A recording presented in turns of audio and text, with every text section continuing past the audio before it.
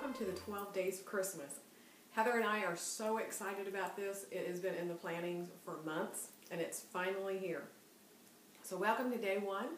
Each day of the 12 days, Heather and I will be posting a video featuring something that our true love gave to us that day. Then we'll be joined by a guest artist, and you are going to be blown away by the talent that we gathered up that agreed to come join us. So be sure to check back each day, check my channel, check Heather's channel, and our special guest artist. Also be sure to subscribe to all of our channels if you're not already a subscriber, and be sure to leave comments down below on all of the videos because we have some special giveaways that we're going to be doing over the 12 days. We have some great companies that have come alongside of us that want to give special products to our viewers. So be sure to leave those comments. We'll be drawing names from the comments. Okay, what else? Just be here. Don't be left out. I'm so excited to be back. I'm so excited to get 12 videos up. But you'll get 12 videos. Hopefully you'll get your fix. You'll have videos on your watch later playlist for a long while to catch up on. So today our special guest artist is Missy Whidden. So unless you live under a rock, you know about Missy and her work. She is uber talented. She's all about mixed media, watercolor backgrounds, vibrant colors. It's so exciting for me to be working again with Missy. We were on a design team for My Scraps and More back a year or so ago before Audrey closed the store. And she is just an awesome, talented lady, sweet, sweet, sweet. So be sure to check out her video today. I know you'll be blown away by it.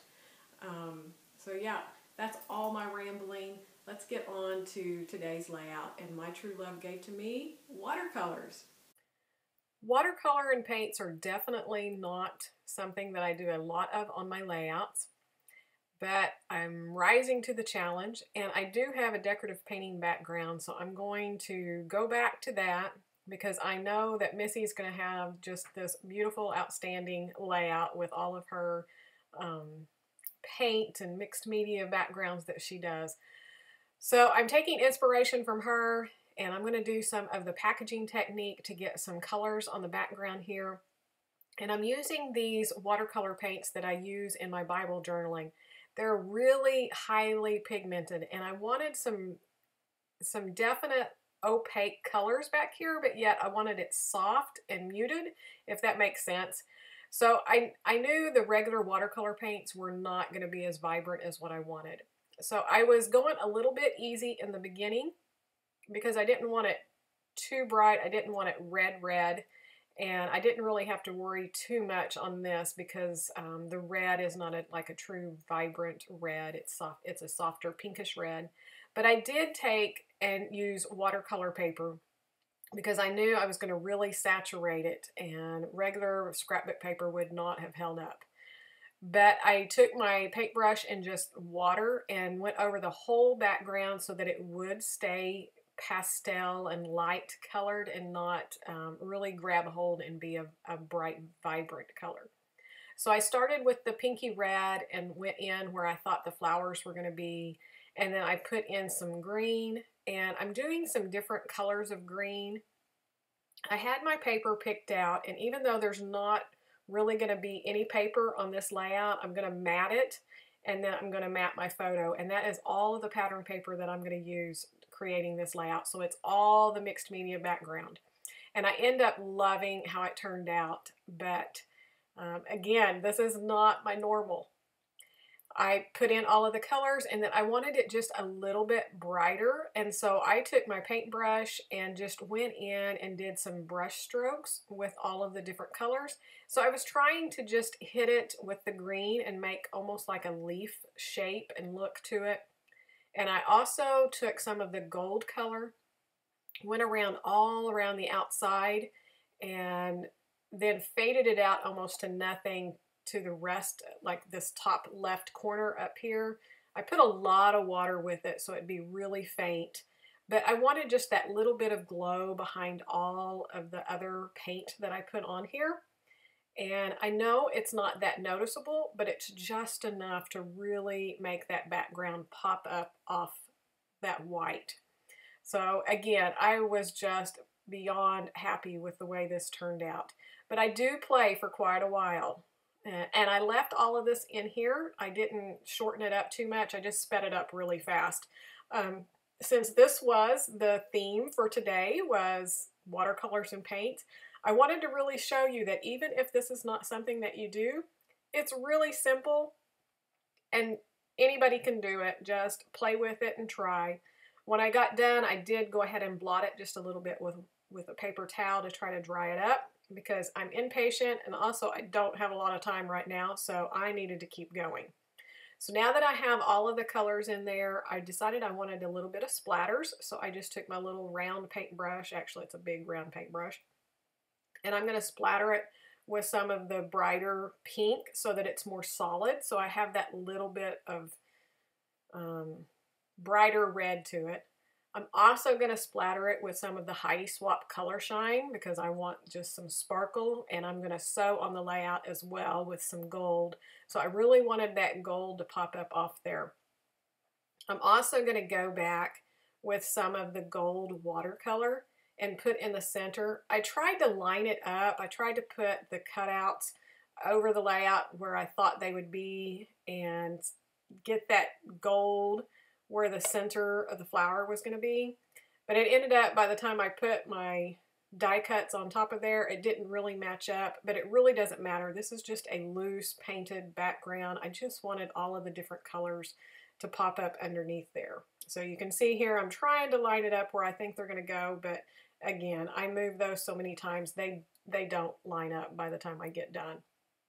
So I'm going back in now that the red's dried a little bit, and I'm splattering some of the green, and you can see here I'm still wanting some more vibrant color, so I go in with that bigger round paintbrush, put some more green in and some more of the red where it's a little bit less diluted with water so that I have some brighter colors. And I'm trying to just put it like towards the tips of the flowers so that they'll just kind of shine through. And again, I played so long with this background, just getting it exactly the way I wanted it. In the end, like I said, I am just beyond thrilled with how it turned out. So don't think I'll be doing it again anytime soon, but it's fun to stretch yourself sometimes and do something a little bit different. So you can see here I'm trying to go, okay, where did I have that lined up? Because those yellows are not lining up. And then I decided just to give up and just put it in there. I put just a little bit of adhesive on the back of the die cut, and then I took it to my sewing machine with gold stitching and stitched down the center of the leaf petals. And that just gave it that little pop of gold and sparkle that I just love. I had thought about taking it back and putting some gold lines where I'm going to write my journaling, but in the end I didn't. I felt like it just had enough when I got finished with it. So then I cut that background down just a little bit and I matted it on this green paper with the holly and the berries so that I would just have a soft background to bring out the watercolor techniques that I did. And then I decided to map my photo with the same paper. So on this layout, I struggled just a little bit because everything that I had done was soft and it was the pinks and the blue greens. But yet my photo, it's not a very good photo. It was at a Christmas party that my husband and I had went to for his work. And somebody snapped it with a cell phone. And so it's dark. It's also just a little bit out of focus. But it was one that I definitely wanted to scrapbook because we don't have very many photos of us, and especially when we're all dressed up and, you know, on the town. And so I definitely wanted to scrapbook it. But also the tree that's in the background has like bright, vibrant red decorations, the bulbs and the bows. But yet my background was the light pink. So I struggled back and forth about which paper I wanted to use in the embellishments. And I had these embellishments here picked out. I loved the little angel. It kind of fit with the theme of this hotel where we were at and just my thoughts back on the night. So I kept that there for a little bit. And then I'm like, it's just not working. I knew the tree wasn't working, so I gave up on it fairly quick. But the angel, I kept trying to get in there. And I had these acrylic pieces from leftover from a kit. And I loved that big house, and it reminds me of the hotel that we were in. It's a historic hotel downtown Tulsa. It's called the Mayo Hotel, and it's just a gorgeous, and it's really tall. So I thought it was perfect to kind of go along with that.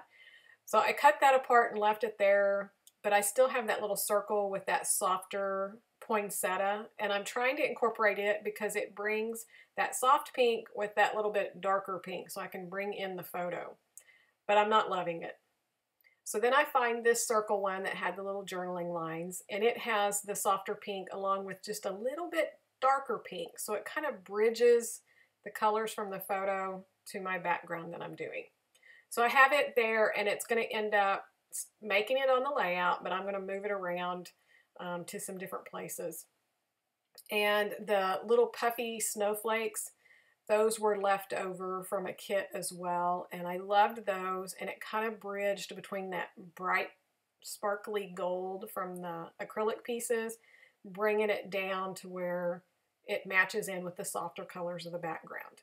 So that was my thinking on all of the embellishments. I'm going to use all of those bright gold acrylic pieces, but I'm going to bring in those softer gold puffy stickers to bring it back down to the background. And then I had that little wood veneer, and I believe that's from Elle Studio, and it says Love and Joy, and it's just that little tab, and I thought that was cute to go up above the picture. And so now I'm just going to try to decide where I want everything. And I went back and forth of, did I want to keep everything in tight and close to the photo and just keep it where the die cuts and everything were, or did I want to spread it out over the layout a little bit? And in the end, I decided to keep it all pretty close into the layout and not do anything on the outside. And I matted that photo with this vellum with the gold dot, again, just to bring the gold in, but also that vellum helps soften everything else out. And when I adhered the background down, I moved my adhesive in a little bit because I thought I was going to go back and stitch gold around the outside. But since I kept all of the embellishments clusters up close to the photo, I decided I didn't want to do that. So it ends up, I don't do anything to the outside, so I have to go in with some adhesive and try to get that all stuck down because it's kind of curling up because of all of the watercolor on the background and stuff. So it works out in the end. And these acrylic pieces, I love them, but the words are so delicate. I broke both of them and had to piece it back together. So I'm hoping they stay, that the adhesive on them are good and I don't find them at the bottom of my page years later, but I love it. And if you have these, there's this little film over the top, so be sure to take that off because they are just so bright, sparkly once you get that vellum or that clear covering off. So I just decided to do the Merry and Bright down at the bottom, and I'm going to put my journaling down there. So I put the snowflake down a little bit so that my journaling has a place to nestle in between. And then these acrylic pieces, they had these stars, so I decided to just do my little triangle of acrylic up there, and then it brings it down to the photo. And then again, the little puffy stickers, I did a little triangle around the photo with those as well. And I was just trying to decide where I wanted that other acrylic star, but I decided up above would be good. And I was thinking about putting something horizontal here for a line, but I decided I didn't like that. Here's a little gold sticker, word sticker that says Christmas Party, and I decided to use it up while I had an opportunity to. And then I'm just going to add my journaling down at the bottom, and that's going to finish up this layout. It's simple. It was not quick because of the background, but everything else went together really quick. So I hope you enjoyed this. Be sure to hop over to Missy's YouTube channel and check out what she's doing today, as well as Heather on Heather's Crafty Life. All of the links will be down below so that you can check out both their YouTube channels. And if you're not already a subscriber to my channel or theirs, be sure to subscribe and give us a thumbs up if you're enjoying this. And don't forget to leave comments because we're going to be doing some giveaways over the 12 days of Christmas here. and that's how you'll be entered in those. So leave comments on all of our YouTube channels. Thank you so much for watching. I hope you're enjoying this, and you'll be back for the next 11 videos and guest artists. I can't wait to introduce you to each one of them that have decided to come along with us. I think you're going to love it.